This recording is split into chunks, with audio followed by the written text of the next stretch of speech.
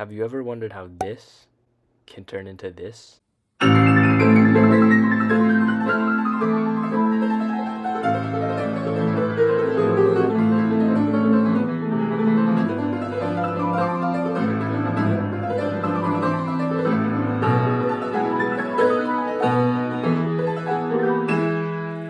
Well, today I'm going to explain it to you. Welcome to the second video in my series about how to read sheet music for the piano. In this video, we will go more in depth about many details included in sheet music.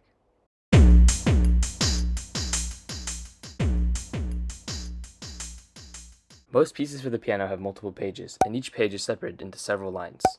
One of the first things you may notice when looking at sheet music is that each line has two sets of 5 horizontal parallel black lines. Remember from the last video that these are called staffs. Notes can either be on the lines or in the spaces between the lines. Remember that in piano, the top staff of each line is what the right hand plays, and the bottom staff is what the left hand plays. You may notice that each line has vertical lines, and the space between two consecutive vertical lines is known as a measure. If a note is marked as sharp or flat, that note will also be sharp or flat for the rest of the measure. There are also symbols at the start of each staff. Remember from the last video that these are called the treble and bass clef, and let the musician know which octave the notes are to be played in. The key signature is also shown directly to the right of the treble or bass clef symbol, and lets the musician know which key the piece is in by showing the notes that are to always, unless otherwise stated by a natural sign, to be sharped or flatted, regardless of what octave it is in. So, in this case, all Fs and Cs will be sharped. Additionally, the time signature is shown directly to the right of the key signature, which in this case there is none, and lets the musician know how many beats are in one measure, denoted by the top number, as well as what type of note counts as one beat for that line.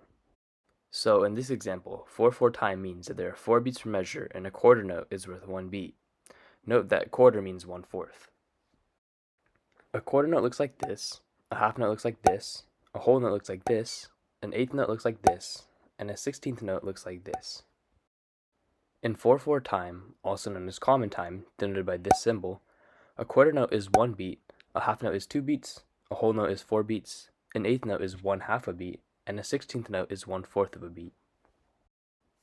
There are also dotted notes, denoted by a dot directly to the right of the note, which have 1.5 times the normal duration.